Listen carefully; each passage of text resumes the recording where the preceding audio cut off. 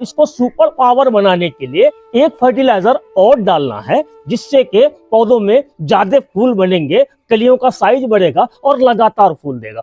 नमस्कार दोस्तों, हम और हमारा गार्डन में आपका स्वागत है। दोस्तों, गुलाब के इस सीरीज में अभी तक आपने देखा कि किस तरह के पोटिंग मिक्स में हमने पौधा लगाया, और दूसरी वीडियो में पौधे लगाने के 15 दिन बाद हमने कौन कौन सी फर्टिलाइजर दिया, और अब इस सीरीज की तीसरी और आखिरी वीडियो लेकर आपके सामने हाजिर हूँ।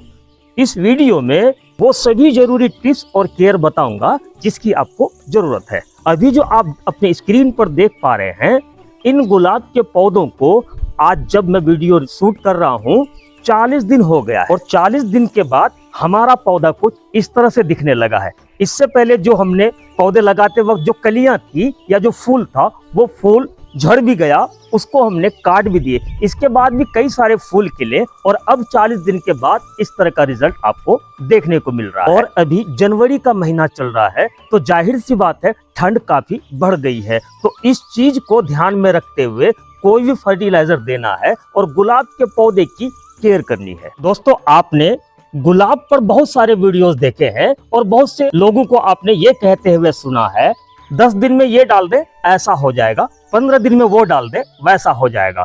इस चीज को डाल देंगे तो पौधा रॉकेट की तरह बढ़ेगा। बिल्कुल नहीं, ऐसा कुछ भी नहीं होगा। उल्टा आपका पौधा खराब होने का खतरा बढ़ सकता है। सिंपल सी बात है, अगर आप ज्यादा खाद देंगे तो पौधा ग्रोथ पर ध्यान लगा देगा, और फूल या फल का पौधा समय से आपको रिजल्ट नहीं देगा। और अगर आपका पौधा समय से रिजल्ट नहीं देगा तो आप समझ सकते हैं कि वो मजा नहीं आएगा जिसके लिए आप मेहनत कर रहे हैं। तो आज के इस वीडियो में मैं इन्हीं चीजों को कवर करने वाला हूं। वीडियो को आप आखिर तक देखें, और सभी चीजों को बारीकी से दिखाऊंगा कि इस समय गुलाब के पौधों पर कौन सी खाद डालनी है और कौन कौन सी गलतियां आपको इस वक्त अपने गुलाब के पौधों पर नहीं करनी है। तो बिना देरी किए वीडियो स्टार्ट करते हैं।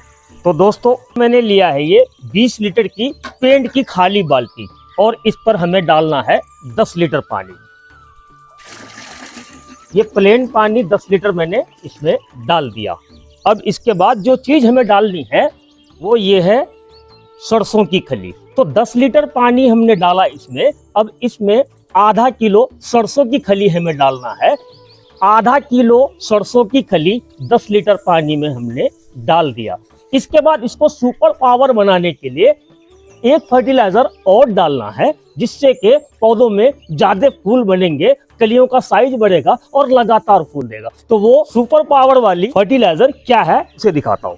ये पॉलीथीन में ये काले काले से दाने, ये है DAP। तो 10 लीटर पानी में आधा किलो सरसों की खली और 50 ग्राम के करीब DAP हमें डाल देना है। बस इतना सा क्वांटिटी का खास ध्यान रखें ताकि आपका फर्टिलाइजर बन सके। उसके बाद ये हमने लिया है एक डंडा।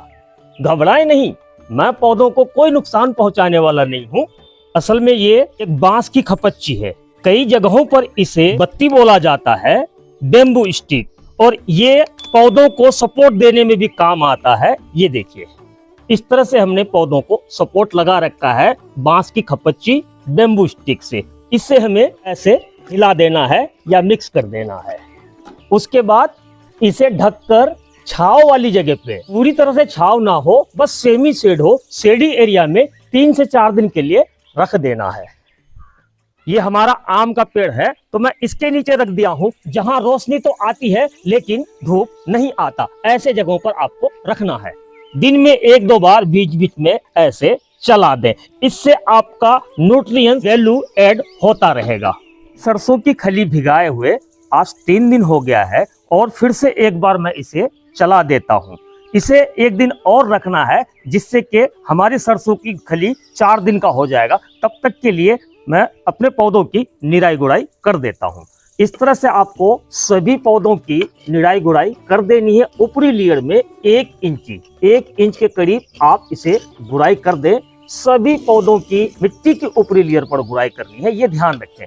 1 इंच से ज्यादा गहरी आप अपनी खुरपी को ना ले जाएं, वरना रूट डिस्टर्ब हो सकता है। क्योंकि सर्दी का मौसम है, इस वक्त अगर आपने अपने गुलाब के पौधों का रूट डिस्टर्ब किया तो पौधे आपके खराब हो सकते हैं। तो इस तरह से सारे पौधों की मिट्टी की गुड़ाई कर ली है हमें। अब इसे 1 दिन के लिए छोड़ देना है, जिससे कि ये मिट्टी ऊपरी लेयर सूख जाए। उसके बाद हम सरसों की खली का फर्टिलाइजर इस पर डालेंगे। मिट्टी की गुड़ाई किए हुए 1 दिन हो गया और 1 दिन में आप देख पा रहे हैं कि इस तरह से ऊपर की जो लेयर है वो ड्राई हो गई है। और हमने सरसों की खली भिगाया था, तीसरे दिन में हमने गुड़ाई शुरू की थी, तो 1 दिन और हो गया तो हमारा 4 दिन हो गया। अब उसकी कंडीशन देखते हैं क्या हुआ और उसको कैसे डालना है, उस पर बात करते हैं। 4 दिन भीगने के बाद हमारी सरसों की खली कुछ इस तरह से दिख रही है। इसे फिर से एक बार चला देंगे। हालांकि 1 बाल्टी की जरूरत अभी हमें और पड़ेगी, क्योंकि इसमें पानी मिला के डाइल्यूट करना है। तो कितना पानी डालना है वो मैं दिखाता हूँ आपको।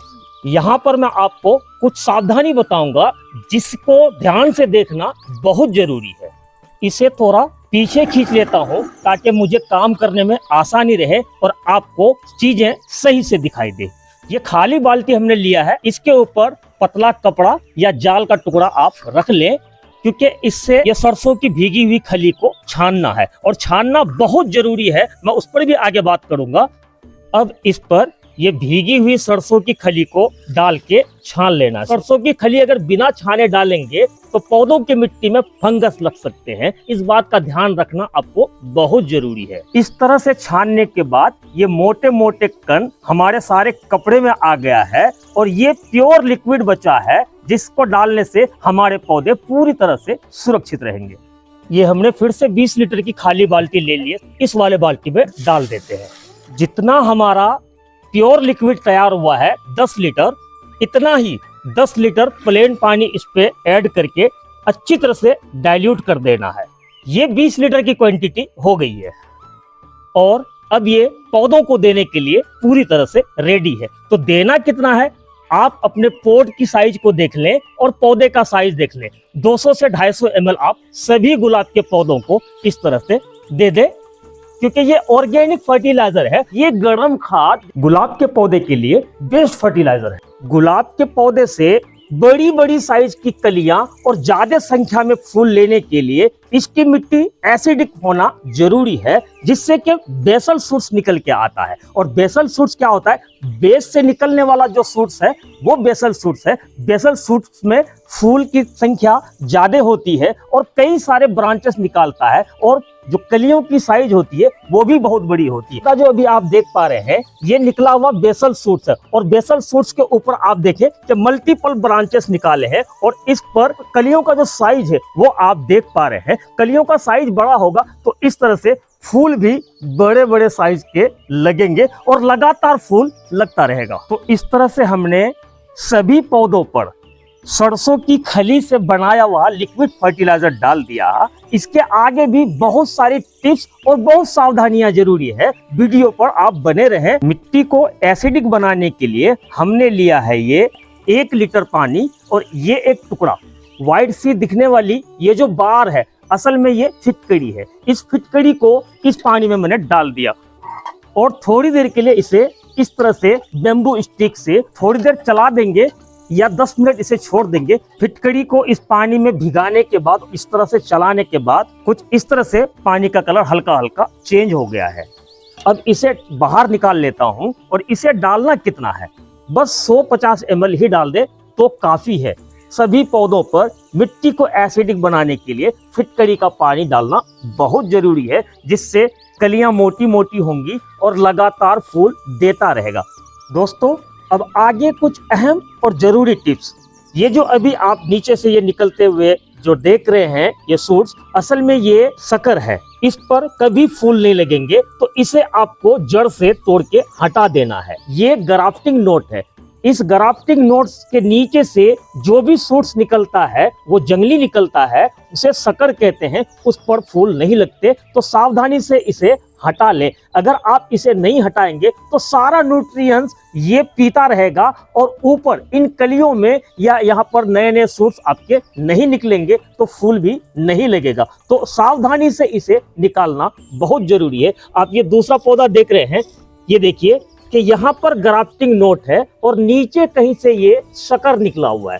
तो इसे आप जंगल समझकर जितनी जल्दी हो सके हटा लें तो आपके पौधे के लिए फायदा होगा। एक ये जो मुझे दिख रहा है ये भी शक्कर है, इसे भी हटा लिया। अब हमारा पौधा आप देख पा रहे हैं कि एकदम ही क्लीन है और जो भी न्यूट्रिएंट्स हमने डाला वो सारा के सारा न्यूट्रिएंट्स यहाँ पर आएगा, यहाँ ट्रांसफर होगा, तो ये कलियां और बड़ी होगी और फूल बहुत अच्छे क्वालिटी का फूल खिलेगा।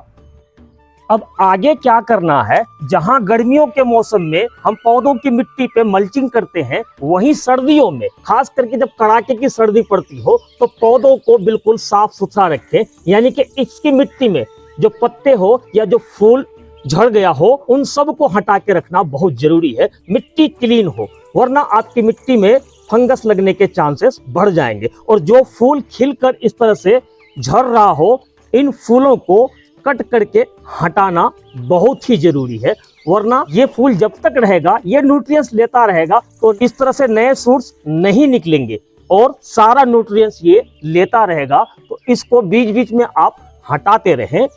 ये जो शूट्स देख रहे हैं, अब इसमें ग्रोथ आना स्टार्ट हो जाएगा और इस तरह से आपको फूल खिला हुआ मिलेगा। आखिर में एक अहम टिप्स, सर्दियों में जब कोहरा गिरने लगता है तो पौधों के पत्ते पूरी तरह से भीग जाता है। ऐसे में धूप निकलने के बाद जब पत्ते सूख जाते हैं तो आप देखेंगे कि गुलाब के पत्तियों के किनारे सफेद सफेद से निशान दिखाई देगा। ये गुलाब के पौधों की ग्रोथ रोकने का कारण बन सकता है। इससे छुटकारा पाने के लिए वाटर कैन, शावर या स्प्रे मशीन की मदद से पौधों को अच्छी तरह से नहला दे।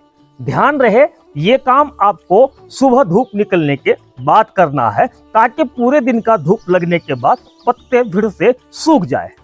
तो दोस्तों आज के लिए बस इतना ही। हमारे द्वारा दी गई जानकारी अगर आपको अच्छी लगी हो तो वीडियो को लाइक करके कमेंट करना ना भूलें। और हाँ, वीडियो अगर अच्छी लगी हो तो वीडियो को शेयर भी कर दें। जो लोग अभी तक हमारा ये चैनल सब्सक्राइब नहीं किए हैं वो चैनल को सब्सक्राइब करके बेल आइकन को ऑल पे कर लें, ताकि आने वाले वीडियोस के नोटिफिकेशन आपको मिलती रहे। तो मिलते हैं इसी तरह की पेड़ पौधों से जुड़ी जानकारी लेकर, तब तक के लिए हमें दीजिए इजाजत।